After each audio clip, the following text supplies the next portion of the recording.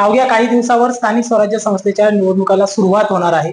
याच पार्श्वभूमीवर ओबीसीची काय भूमिका आहे या संदर्भात आपण जाणून घेणार आहोत। माझ्यासोबत ओबीसी समाजाचे नेते नवनाथ आबा वाघमारे आहेत। आबा, काय सांगाल, काही दिवसात आता स्थानिक स्वराज्य संस्थेच्या निवडणुका होणार आहेत, काय असणार भूमिका? खरं तर ओबीसीचं स्थानिक स्वराज्य संस्थेचं आरक्षण संपुष्टात आलेलं आहे। कारण गेल्या 2 वर्षापासून या राज्यामध्ये, मराठवाड्यामध्ये विशेषतः हजारो कुणबी प्रमाणपत्राचं, लाखो कुणबी प्रमाणपत्राचं वाटप झालंय। 58 लाख बोगस, 58 ते 59 बोगस कुणबी प्रमाणपत्रामार्फत, त्यांच्या नोंदीमार्फत कुणबी प्रमाणपत्र वाटप करण्यात आले आणि त्यातूनच अनेक प्रमाणपत्र व्हॅलिड सुद्धा झालेत। आणि आता लाखो रुपये देऊन ज्यांना निवडणुका लढवायच्यात, हे लोक लाखो रुपये देऊन कुणबी प्रमाणपत्र, बोगस कुणबी नोंदीमार्फत प्रमाणपत्र काढण्याचं काम म्हणजे जलद गतीने सुरू आहे।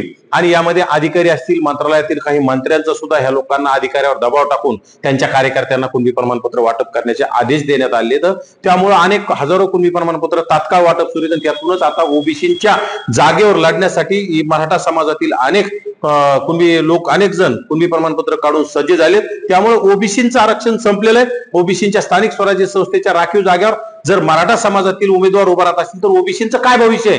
त्यामुळे ओबीसी समाजाला आता ओपनच्या खुल्या जागेवरून लढावं लागणार आहे। आणि ओबीसी समाजाने आता ओबीसीचं मत ओबीसीला झालं पाहिजे ह्या भूमिकेतून। आणि जे पक्ष ओबीसीच्या बोगस ओबीसीना जर जिथं ओरिजिनल ओबीसीना डावलून बोगस ओबीसीना जर राखीव जागेवर तिकीट देत असतील तर नक्कीच त्या पक्षांना बायकॉट करण्याचं आता गरज आहे ओबीसीनी। त्या पक्षांना जागा दाखवण्याची गरज आहे। आणि खरं तर राज्य सरकारनं ओबीसीच्या पाठीत खंजीर खुपसलाय।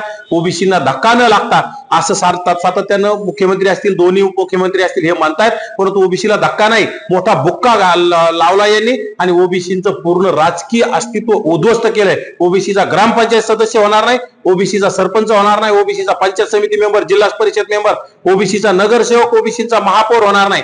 त्यामुळे ओबीसींनी आता कुठतरी आपली ताकद दाखवण्यासाठी एकजूट होणं गरजेचं आहे। ओबीसीनं ओबीसीलाच मतदान करायचंय।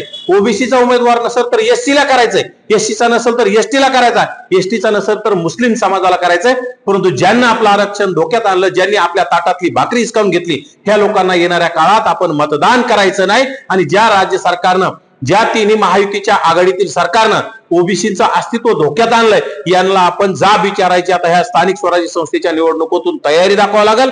आणि त्यामुळं ज्या जागेवर खुल्या जागा, त्या जागेवर सुद्धा ओबीसीचे उमेदवार उभा करावे लागतील। आणि तिथं ज्या 2-5 मराठा समाज असतील तिथं आपला एक उमेदवार निवडून आणण्यासाठी नक्कीच आम्ही सुद्धा त्या ठिकाणी जाऊन प्रचार सभा घेण्याचं काम करू। परंतु ओबीसीचं तुम्ही आम्ही जागा आमच्या हिसकावून घेत असाल तर आम्ही खुल्या जागेवर सुद्धा लढू आणि तिथं जिंकून येण्याची आम्ही ताकद ठेवू, ही आम्हाला येणाऱ्या काळात दाखवून द्यावं लागेल। तरच राज्य सरकार असेल आणि जे आपल्या ताटातून भाकर हिसकावून घेणार आहेत यांना सुद्धा आपल्याला त्यांची धडा शिकवावा लागेल आणि ताकद दाखवावं लागेल। आता तुम्ही म्हणता ओबीसीचं आरक्षण गेलंय, कालच एक स्टेटमेंट आहे मराठा महासंघाच्या पदाधिकाऱ्यांचं की हा जो GR आहे 2 सप्टेंबरचा, हा GR फसवा GR आहे। मग एकीकडे तुम्ही असं म्हणतात ओबीसीचं आरक्षण गेलं, तर मराठा महासंघ म्हणतोय की हा GR फसवा, मग काय? हे खरं तर हे मोठं षडयंत्र आहे, मराठा समाजातील प्रतिनिधींचं मोठं षडयंत्र आहे। ओबीसींना झोपी घालायचं आणि ओबीसींचं राजकीय अस्तित्व संपवायचं, ओबीसींच्या राजकीय हक्कावर डल्ला मारण्यासाठी हे केलेलं षडयंत्र आहे। काही लोक त्याच्यासाठी सोडलेले किंवा मराठा समाजासाठी काढलेला GR फसवा आहे, परंतु GR फसवा नाही। मराठा समाजाचे लाखो कुणबी प्रमाणपत्र रातोरात वाटप सुरू आहे। त्यामुळे ओबीसीने ह्या लोकांच्या भूलथापाला बळी पडू नये आणि आपलं अस्तित्व टिकवण्यासाठी आपण सज्ज राहावं, जागं राहावं, डोळ्यात तेल घालून जागं राहावं लागणार आहे। कारण की आता येणाऱ्या काळात इथून पुढे अशा भूलथापा तुम्हाला दिल्या जातील। आणि खरं तर जे आंदोलक असतील मराठा समाजातले, ते त्याच्यामध्ये काही सोडलेले किंवा ते कुठतरी सांगणार ओबीसींना काही धक्का लागला नाही, आम्हालाच मिळवलं नाही, किंवा आम्ही राज्य सरकारच्या विरोधात बोलले जातील आणि आम्हाला राज्य सरकारने फसवलंय, अशी दिशाभूल करून ओबीसींचे मतं मिळवण्यासाठी, कारण की मराठा समाज गेल्या अनेक वर्षापासून राज्यामध्ये राज्यकर्ती जमात असल्यामुळे राजकारणात कधी काय बोलायचं, राजकारणात कधी कोणता फंडा वापरायचा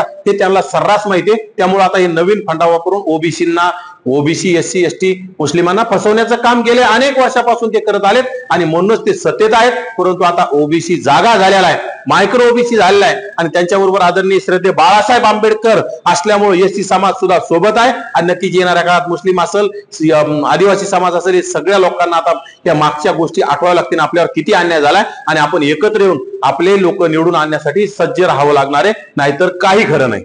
सध्या मनोज जरांगे पाटील हे ओबीसी व मराठा वादावर सध्या बोलताना दिसत नाही, काय वाटतं? त्यांच्या मालकाचे त्यांना आदेश आले असतील, बारामतीच्या करामती काकांचे त्यांना आदेश आले असतील. कारण की आता जर राजकारणावर बोललं तर मग ओबीसी जागा झाला तर तुम्हाला माहिती आहे लोकसभेला जरांगे बोलला, ओबीसी झोपलेला होता. जरांगेनी करामती काकांच्या महाविकास आघाडीला निवडून देण्याचं काम केलं. करामतीचे काकांचे राष्ट्रवादीचे अनेक खासदार निवडून आले आणि त्यांना त्या मनोज जरांगेच्या खांद्यावर बंदूक ठेवून राज्यात जातीवाद पेरण्याचं काम केलं.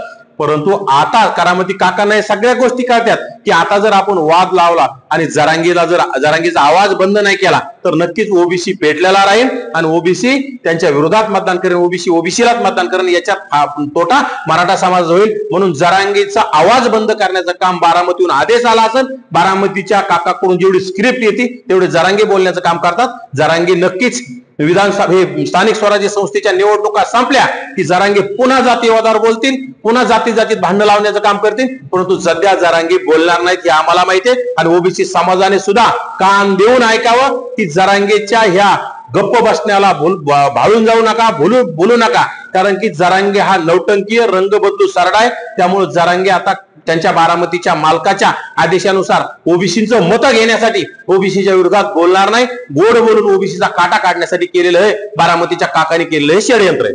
आणखी एक प्रश्न आहे माझा. उपमुख्यमंत्री अजित पवार यांचा मुलगा पार्थ पवार यांनी जमीन घोटाळा केल्याचा आरोप सध्या सुरू आहे. काय वाटते आरोप? खरं तर सन्माननीय अजित पवार यांना लाज वाटली पाहिजे. शेतकऱ्यांना फुकट लागतंय, शेतकऱ्यांना कर्जमाफी द्यायची म्हटलं की अजित पवार साहेबांच्या तळपायाची आग मस्तकात जाती. मग आता तुम्ही 1800 कोटीची संपत्ती 300 कोटीत कशी घेऊ शकता? त्यामध्ये बी सुद्धा स्टॅम्प ड्युटी वगैरे 21 कोटी कसे बुडू शकता? शासनाची त्याच्यामध्ये सुद्धा फसवणूक कशी करू शकता? तुम्हाला शेतकऱ्याला द्यायचा वेळ आलं की तुमच्या बुडाला आग लागते, तुमच्या तळपायाची आग मस्तकात जाते. परंतु स्वतःला मागच्या काळात सुद्धा तुमच्यावर 70,000 कोटीमध्ये इरिगेशनचा घोटाळा केल्याचा आरोप आहे.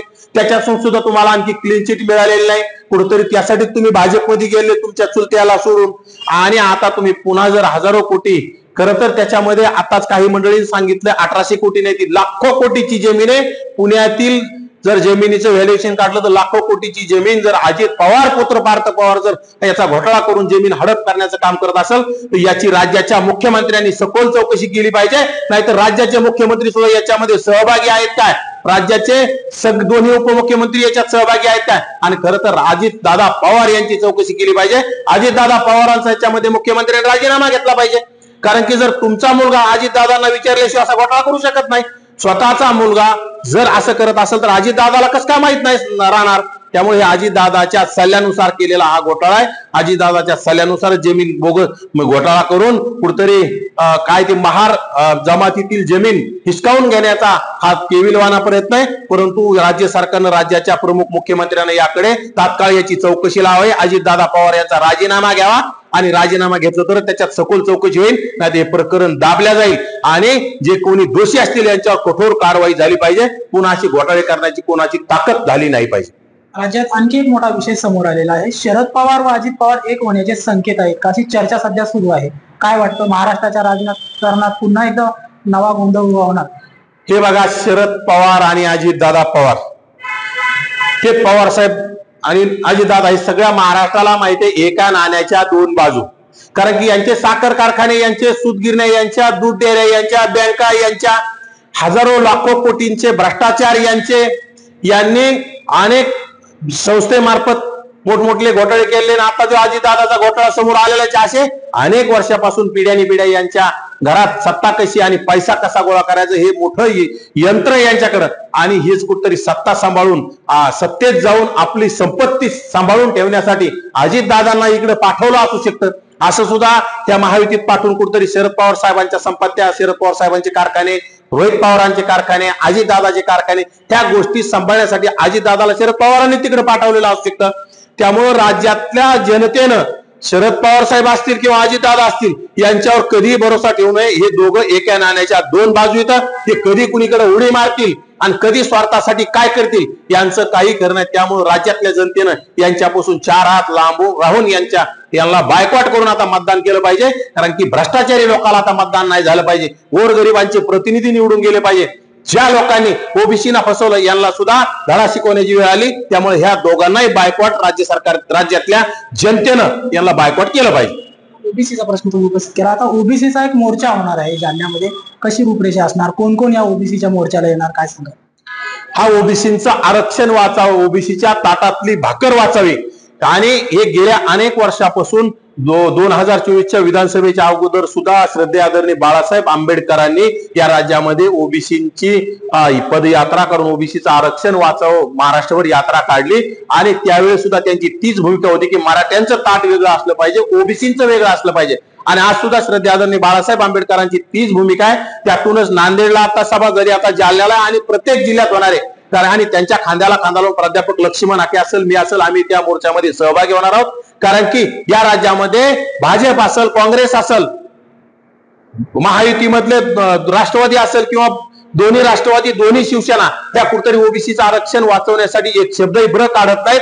परंतु कुठतरी ज्या माणसानं ओबीसींना आरक्षण दिलं, डॉक्टर बाबासाहेब आंबेडकरांना, त्यांचे नातू ओबीसीचं आरक्षण वाचवण्यासाठी रस्त्यावर उतरत आहेत. ओबीसीने त्यांच्या पाठीशी उभं राहिलं पाहिजे.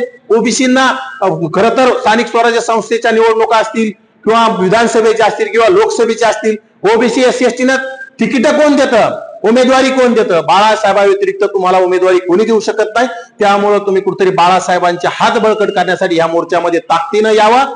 बाळासाहेबांची मागणी ओबीसीचं आरक्षण वाचवण्यासाठी आहे आणि ती मागणी बुलंद करण्यासाठी बाळासाहेबांना ताकद द्यावी. ओबीसीने या ताकदीनं लाखोच्या संख्येने या मोर्चामध्ये, त्या मेळाव्यामध्ये सहभागी झालं पाहिजे. आणि ओबीसीचं ताटातलं हिसकावून घेतलेलं आरक्षण पूर्वत करण्यासाठी आपण एकत्र येणं गरजेचं आहे. राज्य सरकार आपल्या विरोधात आहे. राज्य सरकार झुंडशाहीला बळी पडून ओबीसीच्या विरोधात 2 सप्टेंबरचा काळा जी रद्द काढलेला आहे आणि तो रद्द करण्यासाठीच हा मोर्चा आहे. त्यामुळे ओबीसी बांधवांनी ताकदीनं यावं. त्या मोर्चामध्ये श्रद्धेय आदरणीय बाळासाहेब आंबेडकर आहेत, प्राध्यापक लक्ष्मण आके आहेत आणि मी स्वतः आहेत आणि अनेक ओबीसी वेगवेगळ्या समाजातील ओबीसी घटकातील नेते त्या मोर्चामध्ये सहभागी होणार आहेत. त्यामुळे लाखोच्या संख्येने जालना जिल्ह्यातील लोकांनी त्या मोर्चामध्ये सहभागी व्हावं अशी माझी विनंती आहे. आता स्थानिक स्वराज्य संस्थेच्या आचारसंहिता लागू आहेत, मग आचारसंहितेचं काही अडचण वगैरे येणार आहे का या मोर्चामध्ये? ते बघा, कुठे हे काही राजकीय मोर्चा नाही. हा मोर्चा ओबीसीचं अस्तित्व टिकवण्यासाठी आणि याच्यामध्ये स्थानिक स्वराज्य संस्थेच्या निवडणुकीचं आचारसंहितेचा काही संबंध येत नाही. आणि विशेषतः आचारसंहिता ह्या नगरपालिकेच्या क्षेत्रामध्ये झालेल्या आहेत, नगरपंचायतच्या क्षेत्रामध्ये झालेल्या आहेत आणि हा मोर्चा महानगरपालिकेच्या हद्दीमध्ये आहे. तिथं आचारसंहितेचा कुठलाही संबंध नाही. आणि विशेषतः यासाठी तुम्हाला राजकीय तिथे काही भूमिका नसल्यामुळं, कुठेतरी राजकीय प्रचार सभा नसल्यामुळं याला कुठलाही कुणाचा अडथळा किंवा अडचण येणार नाही आणि येत नसते. त्यामुळं हा मोर्चा मोठ्या संख्येनं, मोठ्या ताकदीने होणार आहे आणि त्यासाठी स्वतः बाळासाहेब इथं हजर राहणार आहे. नक्कीच हे होते ओबीसी नेते नवनाथ वाघमारे यांनी या स्थानिक स्वराज्य संस्थेच्या निवडणुकीमध्ये ज्या ओबीसी समाजाच्या भूमिका आहेत त्या आता आपल्याकडे स्पष्ट केलेल्या आहेत. महाराष्ट्र टाइम्स ऑनलाईन साठी योगेश काकपळे, जालना.